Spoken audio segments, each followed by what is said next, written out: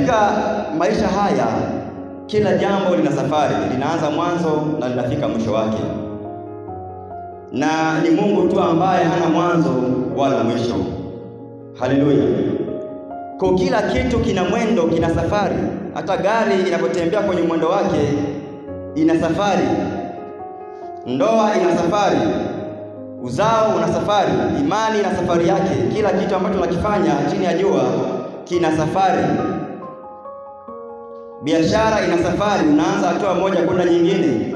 Kwa hiyo anasema Paulo, katika safari ya kila kitu ambacho umekianzisha, kumbuka kuna vita katikati yake. Maana nini? Kuna mashindano katikati yake, kuna changamoto ndani yake, kuna makwazo ndani yake, kuna majaribu ndani yake kadha wa kadha, kwa sababu hakuna kitu chini ya jua ambacho kina safari ambacho hakina changamoto ndani yake.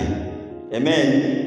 Lakini anasema pamoja na changamoto katika safari uliyoanzisha ya chochote kile, jambo la msingi, hakikisha imani unailinda. Amen. Maana kile ambacho Mungu amekupa lazima ukilinde kwa nguvu yoyote, licha ya changamoto kwenye safari